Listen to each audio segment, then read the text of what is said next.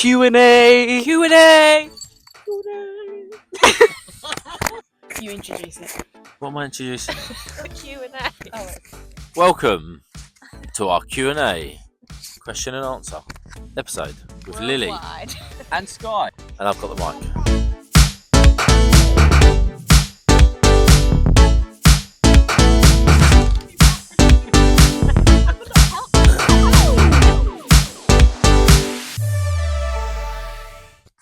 Welcome back, everybody. So tonight we are doing a quick question and answer. Lots of you have submitted your questions, so let's get straight to it. You have probably now noticed that we've got Sky on board with us, and we had a couple of questions asking, tell us more about Sky and who else is on board and what are their roles. So Sky joined us just before we left, so I think you moved onto the boat like 3 days before we actually set sail, and we found you on the Sea People app. So we were looking for someone to come and be crew, extra pair of hands, help look after the children mostly, and you basically had a sort of the same sort of ad out, didn't you? So Yeah. we found each other.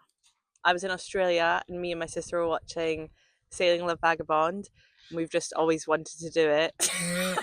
Hello!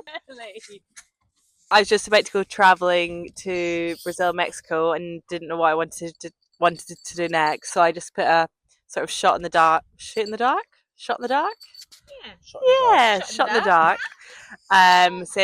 I am new to sailing, but I'd love to learn. I can offer good chat, some mediocre cooking, and some childcare.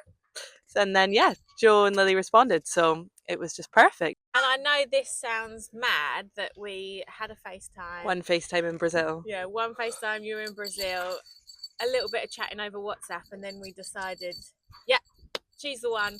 Yeah. And then that was it. A week later, you were looking after our kids. Yeah. Which sounds mad, but we just fit, I think. We knew we were going to be able to get on with you really well. Yeah, definitely. I think it was funny that everyone else thought it was mad, but in my head I was like, what do you mean? Everyone does this all the time. Get on the boat. Yeah, it is a bit crazy, but it's worked out really well. So good. So good. So in terms of roles, Joe is obviously always the captain, but me and Sky kind of flip between helping on deck, helping with the kids. And we've got a pretty good balance with it now, I think, for the most part. But Pearl's about to turn the camera off. And the balance being that every day is different. Like tonight, Pearl doesn't want to sleep, so here she is. And this is a prime example of where having two little ones is a challenge, and why we need that extra pair of hands, because Pearl is up and about and into everything. And if there needs to be two people on deck sailing, then we need that third person helping out inside. Question 2. I had a question that said, how has it affected your relationship having a third person on the boat? We thought we'd leave that to your imagination. Oh yes. So having a third person on board is actually rather helpful for our relationship. We have time for ourselves in the evening to go on date nights. We also can have time on our own up top sailing while Sky's indoors with the kids, and it just takes a little bit of stress out of the situation for us, because obviously having kids on a boat is not necessarily the easiest. How's your sex life? That's what they want to know. We don't need any more babies. It actually gives us more time to have together. If Sky wasn't here, it would kind of, I think, feel like, because I'm still working, sailing. So it does allow us to kind of have a little break from that, which is great. This was from SV Olive Oil. Did we set a leave date, or did we just leave when everything was ready? We did set a leaving date, and I think if we hadn't set that date, I don't know if we would have ever. We'd have really always, got going with same as everything. many people, you find an excuse to say, well, I'll just wait until I've got that done. I'll just wait till we've done this. Oh, maybe we should do that before we go. If you have Pearl, off of the camera. And this is a prime example of now Sky can take Pearl inside, so we can actually get this filmed and finished. Yeah. Which probably wouldn't happen otherwise. So say night-night. Bye, Pearlie. Set a date more so based on the typical sailor's question of orcas, and it's the quietest time of year for orca attacks and sightings, so that was our main priority. And also the weather's changing after winter, April, May time, it's a bit more settled, so it's safer for transiting down the Atlantic coast of Spain and Portugal. And our berthing agreement ran out then, didn't it, at Which home? is typical, yeah. So that was just ideal for us. But having that date made us make sure we got it done, because I think there probably could have been a lot of weekends where instead of doing maintenance and changing things, we probably would have said, oh, let's just go sailing. And then it would have kept pushing that date back. So it did make us get it done. And just go and do it. If you don't do it, you won't do it. Yeah. And if you do it, you'll suddenly think, why didn't I do it a year ago? So go and do it. What are we doing for the winter plans? Or when the mid-season finishes. The original plan for winter is to winter out in Montenegro because it's out of the EU, and that's a good reason for us as we're non-EU residents. We could sail Albania as well because that's still out of the EU. Also, although we've got a loosely set plan, we're going to go with the flow. Who knows what that'll bring? That's quite a few months away yet, so we'll roll with it, see where we end up, see what we want to do at the time. But yeah, Montenegro is probably where we will be.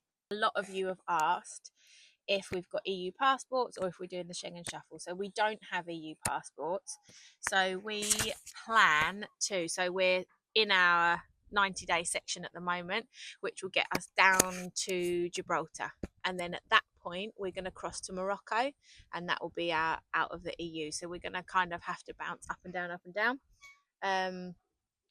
We'll come back in again, and then we'll go out Albania, Montenegro, then we'll do Greece, and then we'll get out again and do Turkey. So yeah, that's the plan. We've seen quite a few boats checking out and into transit, which isn't using up their Schengen days. So we're going to have a look into that and possibly explore that, aren't we, when we get to the next port? Yes. And see if that's something that we can do. So yeah, if anyone's got more information on that, I'd love to hear from you in the comments. But that's the plan. We've got to fly home a couple of times. We've got some weddings. So we just want to make sure we're not cutting ourselves short where we've only got a few days left, because weather depending, we don't want to get stuck somewhere that we shouldn't be. So we had another question: how do we stop the little ones falling in the water? So we have this like safety netting all the way around the edge of the boat. That was one of the first jobs that we done. Prim's at an age, so Prim's 3.5. She knows the rules. She's pretty good, isn't she, really? If we tell her you're not to go up on deck, she doesn't go up on deck. So if it's really, really swelly, or the wind's really bad, they don't come up. They don't come out of the cockpit. And they always have their life jackets on when we're underway. Pearl, it's tricky because she's just starting to walk and she's climbing on everything, and you cannot take your eyes off of her for like 10 seconds and she's up and out. So, and obviously she doesn't understand the rules yet. So we just have to keep our eyes on her massively all of the time. But we have, what the great thing is, like today, because we've got this deck, we were able to come up here and we kind of had a little bit of a dance, and it gets them out, and this is nice and sturdy for her to kind of practice her walking on. So it's just the basics, really. We like, I guess it's good to be cautious. We're definitely not overly cautious. We always say, like, we like to let Prim do dangerous things safely, where we give her the opportunity to learn and, to come out here and be up on deck, as long as she can follow the rules. The same as if you was in a park, you let them climb the climbing frame. Yeah. And you watch them and hope they don't fall. And this is her life now. So she can't be cooped up inside all the time. She has to be able to understand what she can and can't do, and she has adapted so well, isn't she? She's brilliant. So she knows the 3 rules as soon as she gets out of the cockpit: is walking feet, no going near the edge, and one hand on the boat at all times, like when she comes around the side. And we've stuck to that right from the start, and yeah, she's taken to it really well. What's the hardest part Yeah. about living on a boat? So This was asked. It was our most asked question. What's the hardest part about it? And it's really difficult to answer, and we've actually been sat here for ages because I think for the two of us it's different, isn't it? Yeah, I think there's nothing really for us that is an obvious, oh, this is so hard living on a boat. You have small things like sometimes it's hard to source parts or certain things, depending. Obviously, we're in non-tourist areas. Fake beans, can't get them anywhere. Once you're in main ports, maintenance stuff is easy to get hold of, but we're in quite sort of remote, non-touristy places, so it's a little bit harder trying to find specific things. I think though there isn't anything that any of us, and Sky included, that we think, oh my god, this is so challenging.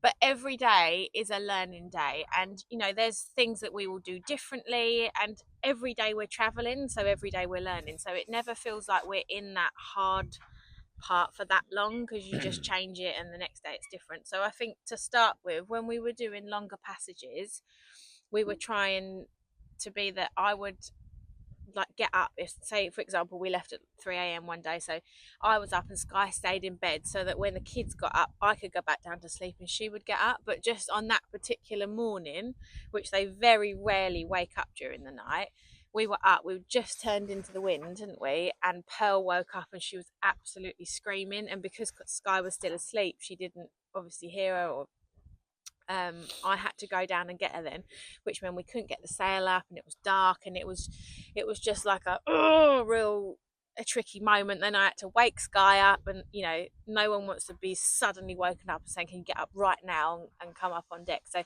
that was kind of a learning curve, that then we decided, right, when we're setting off at that time we all get up regardless, and once we've set off, if all is well, then one of us will go back down to sleep. So it's a quick fix really, so we've never been finding anything difficult for too long. It's a little bit of a challenge juggling my work, because this is very much like a lifestyle where we kind of go, what day of the week is it, or you know, what are we doing? And for example, we're in this gorgeous island today and you just want to get off and explore, but I've got to think, right, I need to make sure that I've done my work first, that's enough.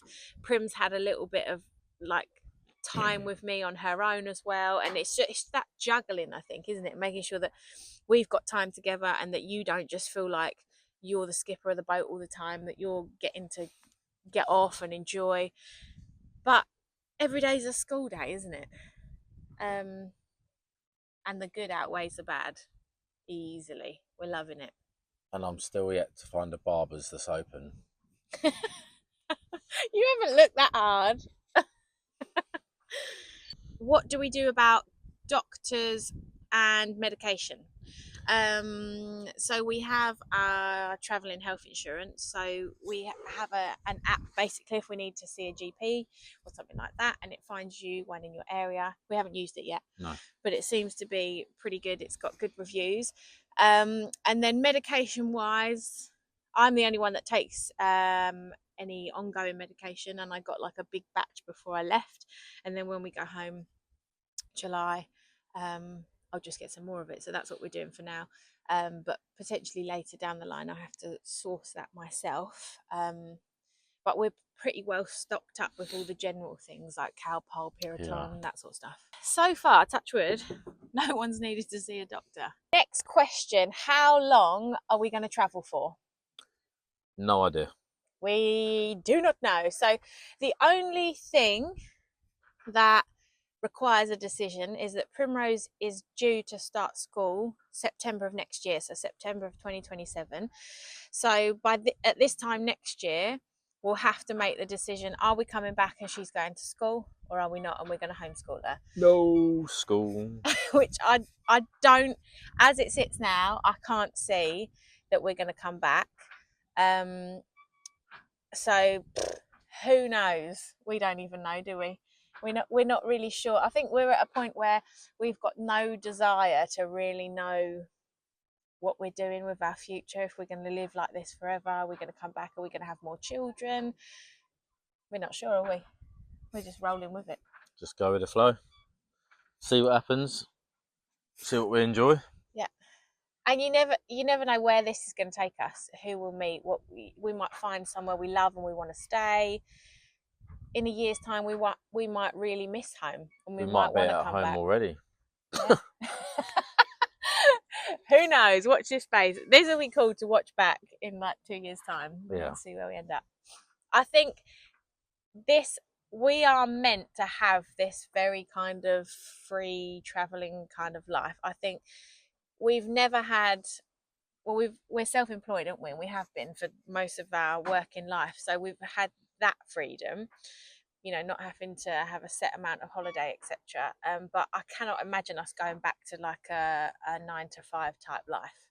Whatever we do, I don't think we'll ever go back to that. Do we get a rock emotion when we get off of the boat and go on land? And how do we deal with it? Well, we haven't actually had it yet. I've had it in the past where normally it's you've been at sea all day. It's in the shower. You go in the shower, and as soon as you shut your eyes and stand under the hose, you suddenly start rocking and falling over. But we haven't had it yet, which is quite strange. I think we're sort of past that stage now and settled in. So I don't think we're going to get it. No, I don't. And I suppose we're on and off all the time, aren't we? Yeah. Every day we step foot on land at some point. Pretty much, yeah. Do we get seasick? I don't, but I've had moments where you feel a bit rough, but that's part and parcel of it. I'm the wet wife of the boat. So I have had a bit of seasickness. Last year when we went to the Isle of Wight, I had seasick like one day, and then I was all right. But I've really struggled so far, haven't I?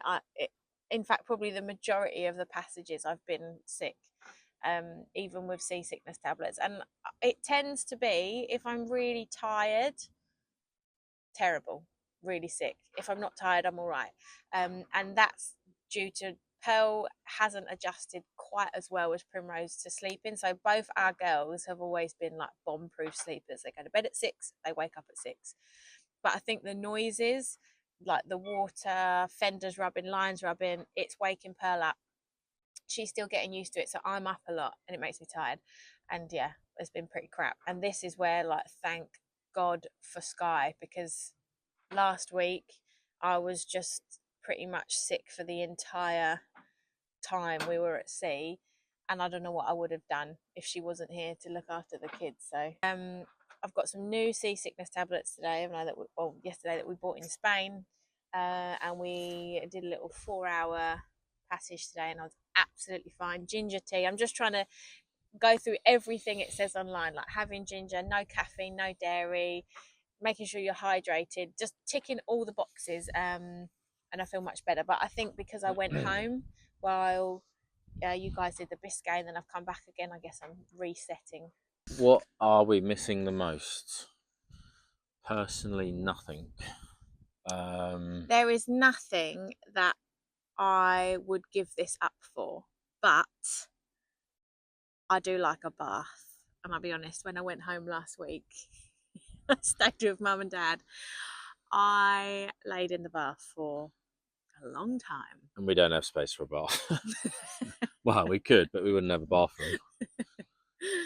But no, honestly, I think there was a lot of people sort of thought, what the hell are you doing that for? Or you're mad, or because of our experience with sailing, a lot of people criticised us and said, you don't understand it, and and I think there was a point where you question yourself and you think, God, are we being really naive? No. But honestly, it is more amazing than we thought it would be. But there's nothing that we miss enough that would make us go back, right? No. I know Prim and Pearl miss their nannies. But even they get to visit and we FaceTime, don't we? But even friends, like, let's be honest, most people, you see your family once every now and then. Most people don't see them every day. So when we do see them, well, we basically have a week with them, so you get better quality time. Yeah. Down the line, things we'll miss will be small things, or like little luxuries, or I don't know, maybe some food items. I don't think we've been doing it long enough British yet. sausages. Oh yeah, Joe misses a British sausage. Proper English sausage. But yeah, I don't think we've been doing it long enough yet to have found what we really, really miss, have we? No, I don't think. Well, I don't think personally us and our characters will miss anything. No, and you think at the time when we left, it was freezing, it rained nearly every day. We've like had the real shit weather, and now, I mean, look at where we are today, and although it is a bit chilly now, but the weather's so much nicer that I feel it's only going to get better from here. Yeah. But anyway, that's it from us. Ciao for now. Bye. We hope you enjoyed this episode. Please remember to like and subscribe, and we'll see you again soon.